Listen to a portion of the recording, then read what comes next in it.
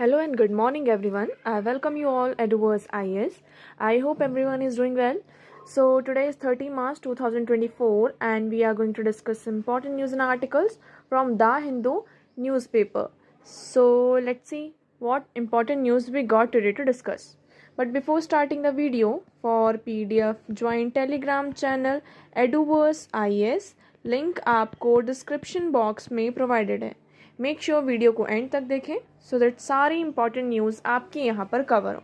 तो चलिए स्टार्ट करते हैं और देखते हैं आज हमें क्या क्या डिस्कस करना है. Okay, so now the first article is here.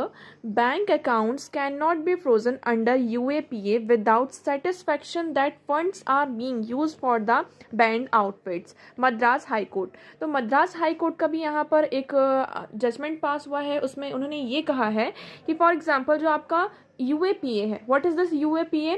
Unlawful activity prevention act. तो आपका इसको फुल फॉर्म याद रखना है, अनलॉफुल एक्टिविटीज प्रिवेंशन एक्ट 1967. इसके अंडर क्या होता है कि जो आपके टेररिस्ट एक्टिविटीज़ होती हैं, टेररिज्म होता है, इसे यहाँ पर डिफाइन किया गया कि अगर कोई हमें ऐसा लगता है कोई पर्टिकुलर XYZ ऑर्गेनाइजेशन है और हमें ऐसा लगता है कि वो टेररिज्म को यहाँ पर सपोर्ट कर रहा है, कुछ इस तरीके की चीज़ें कर रहा है, तो हम उसे क्या करते हैं, वो किसके अंडर में आता है, किस एक्ट के एम्बिट के अंदर आता है? UAPA के अंडर आता है.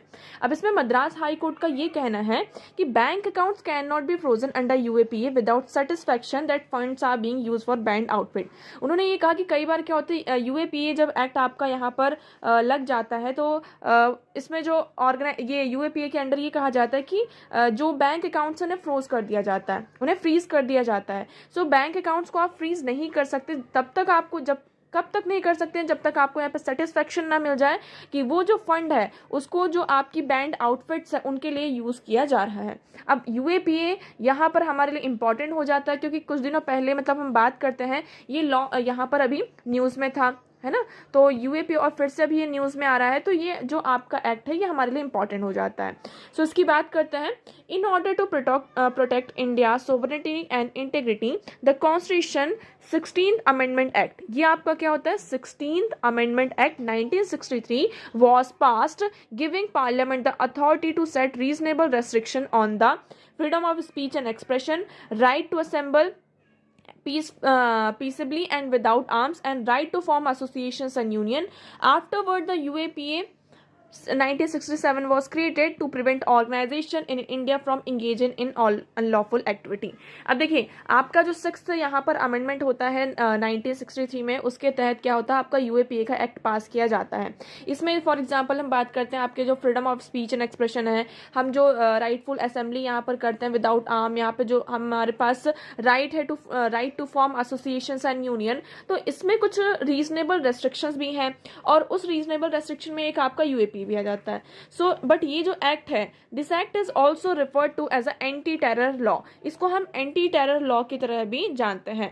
सो हाउ एवर इन 2019, अब देखिए ये आपका 1967 का एक्ट था, अभी 2019 में इसमें कुछ रिसेंट अभी अमेंडमेंट किए गए हैं. ओके, अब देखिए पहले हम इसकी बात कर लेते हैं कि ये जो एक्ट है वो कहाँ तक आपका एक्सटेंड हो सकता है.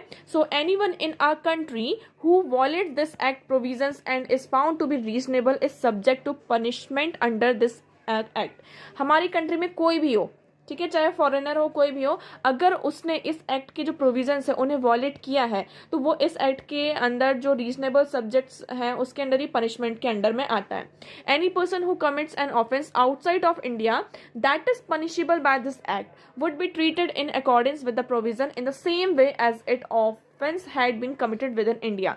अब फॉर एग्जाम्पल कोई इंडियन सिटीजन है, ठीक है, इंडियन है, उसने यहाँ पर किसी दूसरी मतलब कंट्री में जाकर क्या किया हो, क्राइम को कमिट किया हो, है ना, आउटसाइड द इंडिया, लेकिन इसमें क्या आता है, ये उसने जो ऑफेंस किया है, तो जैसा यहाँ पर हम अपनी कंट्री में उस ऑफेंस को ट्रीट करते हैं, जो प्रोविजंस यहाँ पर लगाए जाते हैं, उसी बेसिस पर क्या होगा, उस पर्सन पर भी जो उसने इंडिया के बाहर जाकर उस क्राइम को कमिट किया है तो उसके ऊपर भी सेम यहाँ पर प्रोविजन लागू होते हैं. तो ये एक्ट किस किस के ऊपर अप्लाई होता है?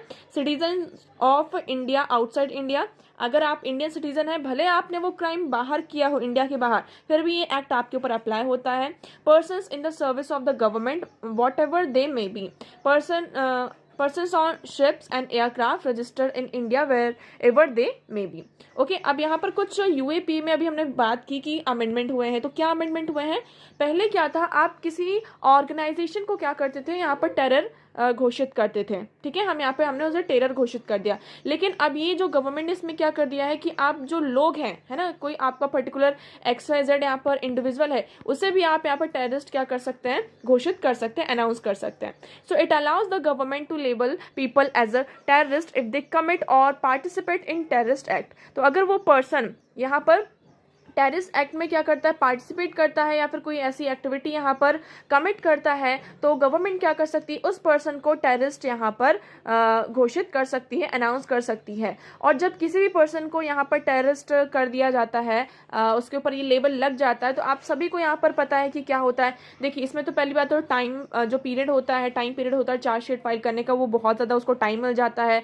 उसकी जो बेल के प्रोविजंस होते हैं ये ईजी नहीं होते हैं। So this was done because it has been observed that when a terrorist organization is outlaw, its member form a new group to continue the terrorism। अब ऐसा क्यों किया गया है, इसमें इस आर्टिकल में ये कहा जा रहा है कि ऐसा हमने ये जो एक्ट में अमेंडमेंट इसलिए कहा गया है, फॉर एग्जांपल कोई पर्टिकुलर ऑर्गेनाइजेशन है, ABC ऑर्गेनाइजेशन है, पहले वो यहाँ पर हमने उस ऑर्गेनाइजेशन को टेररिस्ट ऑर्गेनाइजेशन माना था, लेकिन अब वो आउटलॉ हो चुका है, उसने केस वेस जीत लिया, सारी चीज़ें हो गई, लेकिन उस ऑर्गेनाइजेशन की जो मेंबर हैं वो क्या कर सकते हैं, यहाँ पर बाहर निकलकर नया ग्रुप बना सकते हैं और टेररिज्म को कंटिन्यू कर सकते हैं। इसलिए हम यहाँ पर अब पर्सन को भी क्या करेंगे, यहाँ पर टेररिस्ट का लेबल यहाँ पर लगाया जा सकता है। तो देखिए, यहाँ पर हम दो चीज़ें होती हैं, कभी भी एक चीज़ के प्रोज भी होते हैं यहाँ पर और कॉन्स भी होते हैं, कुछ फ़ायदा होता है तो कुछ हमें नुकसान भी इसमें होता है। अब देखिए, इससे क्या हो सकता है, कई बार इसमें यहाँ पर ऐसे चार्जेस आए हैं कि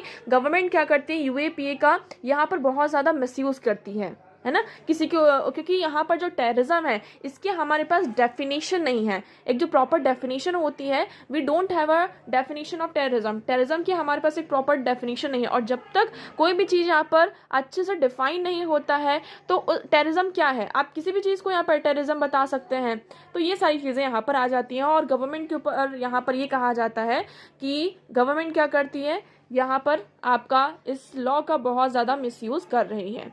ओके, सो आई होप अब आपको यहाँ पर ये पूरा आर्टिकल क्लियर होगा। नाउ नेक्स्ट मूव करते हैं। So the first article is a balancing act. The year's physical deficit target seems achievable despite a spike in February. अब देखिए, फरवरी की बात कर रहे हैं, फरवरी the year's physical deficit target seems achievable despite spike in February. अभी हम हमारा फिजिकल डेफिसिट देखते हैं। फिजिकल डेफिसिट क्या होता है इसके बारे में अभी हम बात करेंगे, पहले हम थोड़ा सा डेटा देख लें और उसके बाद जो हमारा मेन टॉपिक है फिजिकल डेफिसिट उसके बारे में बात करेंगे। So the center's fiscal deficit or the gap between the union government's receipts and expenditure has widened sharply from about 11 lakh crore rupees by January to 15 lakh crore at the end of the February। यहाँ पर पहले जो हमारा physical deficit 11 lakh crore rupees था, वो expand होकर कितना हो चुका है, 15 लाख करोड़ रुपीस हो चुका है by end of the February. मतलब यहाँ पर हमारा 86.5% तक विद इन 29 डेज में हमारा क्या हुआ है, यहाँ पर राइज हुआ है। हमारा टारगेट ये था कि 17.55 लाख करोड़ रुपीस तक की जो था 67% यहाँ पे स्टूड था, लेकिन जनवरी में ये स्पाइक हुआ है 82.6%। अब फिजिकल इस आर्टिकल में ये कहा जा रहा है कि भले अभी हम ये देख रहे हैं कि हमारा फैब में हमें स्पाइक देखने को मिल रहा है फिजिकल डेफिसिट में, लेकिन जो हमारा टारगेट है हम उसको अचीव कर लेंगे, हमें हमारा जो फिजिकल डेफिसिट है उसे कम करना है। अभी फिजिकल डेफिसिट है क्या, इसके बारे में हम डिस्कस करते हैं, ये कई बार आ रहा है physical deficit. Okay, so physical deficit की बात करते हैं। अब देखिए, फॉर एग्जांपल हम ऐसे समझते हैं इसको, हमारे घर में क्या करना है, हम अपने घर का एग्जाम्पल लिखते हैं, ठीक है, दिस इज योर होम। अब यहाँ पर क्या है, घर में खर्चा करना है, 1000 रुपये का क्या हो रहा है, इसमें खर्चा हो रहा है। आपके यहाँ आपकी जो सैलरी आ रही है, आपके पापा की सैलरी आ रही है, कितनी है मंथली की, यहाँ पर 1000 रुपीज़ है, हमने यहाँ पे खर्चा किया। लेकिन जो हमारा एक्सपेंडिचर है वो 1000 से क्या हो गया, ज़्यादा हो गया। हमने कितना एक्सपेंड कर दिया, यहाँ पर 1500 रुपये यहाँ पर एक्सपेंड किए, ठीक है, और हमारे घर में कितना आ रहा था, सिर्फ 1000 रुपये आ रहा था। तो हमारा रेवेन्यू कितना था, इतना था, लेकिन हमने एक्सपेंड कितना किया, इतना किया।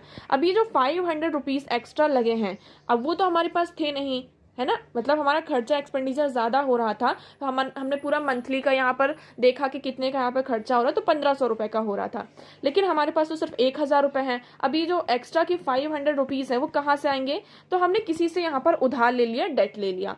तो ये जो हमने डेट लिया है, the difference between revenue and expenditure is known as fiscal deficit. I hope अब आपको डेफिनेशन क्लियर है कि हमारे पास रेवेन्यू पैसे कितने आ रहे हैं, यहाँ पर सिर्फ 1000 रुपये आ रहे हैं, लेकिन हमारा जो एक्सपेंडिचर है वो कितने का हो रहा है, यहाँ पर 1500 रुपये का हो रहा है। तो मतलब हमें 500 रुपीज़ एक्स्ट्रा चाहिए। तो ये जो हमने 500 रुपीज़ लिए हैं, किसी से हमने यहाँ पर बोरो किया है या फिर हमने किसी से डेट लिया है, so this 500 rupees is your physical deficit. तो ये क्या है आपका फिजिकल, इसको हम फिजिकल डेफिसिट कहते हैं। जो the gap between revenue and expenditure is known as physical deficit. मतलब जब आपका एक्सपेंडिचर ज़्यादा होता है और रेवेन्यू कम होता है, तो आपका यहाँ पर क्या होता है, फिजिकल डेफिसिट होता है। ओके, इट इज़ क्लियर ना। अब यहाँ पर आप डेफिनेशन देख सकते हैं। So the physical deficit is the difference between the governments total expenditure and it's total revenue excluding borrowings. इसमें हम जो बोरोइंग्स होती है उसको यहाँ पर एक्सक्लूड कर देते हैं, मतलब हमने किसी से जो मांगा है उसको एक्सक्लूड कर दें, तो जो भी हमारा टोटल रेवेन्यू है, कि मतलब फॉर एग्जांपल हमने 500 रुपीज़ तो मांगे थे, लेकिन हमें इसको इसमें ऐड नहीं करना है। ओके, तो ये यहाँ पर हुआ। So it is an indicator of that extent to which the government must borrow in order to finance its operations and it expressed as a percentage of the country's GDP. A high fiscal deficit can lead to inflation. अब अगर fiscal deficit ज़्यादा होता है ना, तो इससे क्या हो सकता है, आपका इन्फ्लेशन हो सकता है, डिवैल्यूएशन ऑफ द करेंसी, हमारी जो करेंसी है वो डिवैल्यूएट हो सकती है, and increase in the debt burden. और हमारे ऊपर क्या हो जाता है, डेट, मतलब डेट का मतलब क्या होता है, उधारी जो होती है, यहाँ पर जिसको हम हिंदी में अगर हम बोले कर्जा, जिसको हम बोलते हैं कि हमारे पास इतने रुपए का कर्जा है। So while lower physical deficit is seen as a positive sign to physical discipline and healthy economy. लेकिन अगर फिजिकल डेफिसिट यहाँ पर कम होता है, सो ये आपका एक पॉजिटिव साइन होता है, और हेल्दी इकोनॉमी का यहाँ पर क्या होता है, एक डिसिप्लिन होता है। ओके, तो मतलब आपका फिजिकल डेफिसिट, आप जो एक्सपेंड कर रहे हैं वो हमेशा कम होना चाहिए आपका यहाँ पर जो जितना रेवेन्यू जनरेट हो रहा है। अब इसको देखिए, फिजिकल डेफिसिट का यहाँ पे फॉर्मूला क्या है, revenue expenditure plus capital expenditure minus revenue receipts and capital receipts. So यहाँ पर जो टोटल एक्सपेंडिचर होता है उसमें हमें टोटल जो हमारे रिसिट्स हैं उसको यहाँ पर माइनस करना होता है, मतलब हमारे पास कितने पैसे आ रहे हैं और कितना हम यहाँ पर खर्चा कर रहे हैं, तो उन दोनों को जब हम माइनस करते हैं और जो गैप आता है उसे हम फिजिकल डेफिसिट कहते हैं। I hope this one is clear to you. Okay, so now the next article is the human dog relationship conflict and coexistence. अब देखिए, इस आर्टिकल में ये कहा जा रहा है, हम ह्यूमन डॉग रिलेशन की बात करते हैं। कुछ लोग कहते हैं dogs are the best friend, है ना, जितने अच्छे आपके इंसान आपके अच्छे दोस्त नहीं बन सकते, उतने अच्छे आपके दोस्त होते हैं कौन, यहाँ पर डॉग होते हैं। लेकिन कुछ लोग ये कहते हैं कि डॉग आर मीनेंस। यहाँ पर डॉग क्या है, मीनेंस है। अब यहाँ पर बहुत सारे केसेस आप लोगों ने अभी सुने ही होंगे, ह्यूमन डॉग का ये जो कन्फ्लिक्ट है कि कहीं पर पर्सन यहाँ पे मॉर्निंग वॉक के लिए जा रहे हैं, तो उसको डॉग ने क्या किया, बाइट किया, जिसकी वजह से उनकी डेथ हो जाती है, डॉग ने अटैक कर दिया। यहाँ पर जो छोटे छोटे बच्चे होते हैं कंस्ट्रक्शन साइट्स में, हमने देखा कि डॉग क्या कर देते हैं, उन पर अटैक कर देते हैं। तो कितने सारे अभी इस तरीके के केसेस हमें सामने नजर आए। सो ये जो स्ट्रीट डॉग्स हैं जो कि यहाँ जिनके ऊपर यहाँ पर अटैक हो रहा है, so here you will see these are usually stories of people often children being attacked by street dog और of the mistreatment of the dogs by humans. So familiar tropes such as the dog meanness or the man's best friend animate these discussion and capture public and media attention.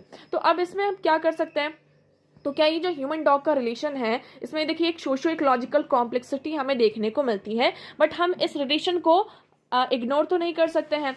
Okay, अब देखिए, कुछ लोगों को यहाँ पे dogs बहुत पसंद होते हैं, कुछ लोगों को नहीं पसंद होते हैं। अब क्या गवर्नमेंट यहाँ पर कुछ नहीं कर रही है, गवर्नमेंट क्या हमारे पास कोई ऐसा लॉ नहीं है जिससे कि हम ये जो डॉग का जो नंबर इतना ज़्यादा बढ़ रहा है, इंक्रीज हो रहा है, उसे हम कर्टेल कर सके, रोक सके। तो हमारे पास लॉ है, उस लॉ को हम क्या बोलते हैं, ABC रूल, है ना, animal birth and control rule 2023। इसमें 2023 में अमेंडमेंट्स हुए थे, इसलिए यहाँ पर भी 2023 से हम कहते हैं। ओके, इसमें हमारे पास ये कि डॉग्स को स्टेलाइज करना है, और ये जो स्ट्रीट डॉग्स हैं इनका जो नंबर है उसे कम करना है। और कभी कभी डॉग्स के कारण जो, देखिए डॉग्स की बात करते हैं तो अगर डॉग में यहाँ पर डिफरेंट हमें इश्यूज भी दिखाई देते हैं, like rabies, bytes, public feeding, noises associates होते हैं डॉग के साथ। तो इस तरीके से यहाँ पर जो डिफरेंट यहाँ पर रिस्पॉन्स है, इस पर हमें देखना होगा कि डॉग का क्या रिस्पॉन्स होता है। अगर अगर हमें हमारे आसपास कोई ऐसा डॉग दिख रहा है जिसका बिहेवियर एबनॉर्मल है, तो हमें तुरंत क्या करना चाहिए, जो आसपास में आपका जो म्युनिसिपल कॉर्पोरेशन है वहां पर जाकर आपको कंप्लेन देनी चाहिए और उसके बारे में यहाँ पर उन्हें अवेयर कराना होगा, तभी हम इस तरीके की चीज़ें कर सकते हैं। अब देखिए, हम इस आर्टिकल में वैसे तो हमें ये नहीं करना है ज़्यादा, बस हमारे लिए यहाँ पर ये जो रूल है आपका, where is this, okay, ABC rule 2023। तो the animal birth control rule 2023 requires stray dogs to be caught, vaccinated, neutered and release back. तो इसमें हमारा रूल क्या है कि जो स्ट्रे डॉग्स हैं उन्हें पकड़ना है, उन्हें वैक्सीनेट करना है और उसके बाद फिर से उनको उनके प्लेस पर भेज देना है। So this approach aims to control the dog population without cruelty. तो इसमें हम विदाउट क्रुएलिटी, क्योंकि अगर हम क्या करते हैं, डॉग को यहाँ पर मारते हैं या फिर कुछ ऐसी काम करते हैं, तो यहाँ पर एनिमल क्रुएलिटी की भी बात आ जाती है। बहुत सारे यहाँ पे NGOs हैं जो इसके अगेंस्ट में काम करते हैं, है ना। सो हमें इस पर भी क्या करना होगा, फोकस करना होगा। सो ये हमारा अप्रोच था कि हम डॉग को पकड़ेंगे, उन्हें वैक्सीनेट करेंगे और फिर से उनके प्लेस पर छोड़ देंगे। But 21 rule fails the program was implemented piecemeal allowing the dog population to continue to grow. यहाँ पर 23 से पहले हमारा ABC रूल 2001 था। 2001 में हमने ये देखा जो हमारे रूल्स थे वो यहाँ पर फेल होता है और जिसके कारण से अभी जो डॉग की पॉपुलेशन है बहुत ज्यादा इंक्रीज हो चुकी है।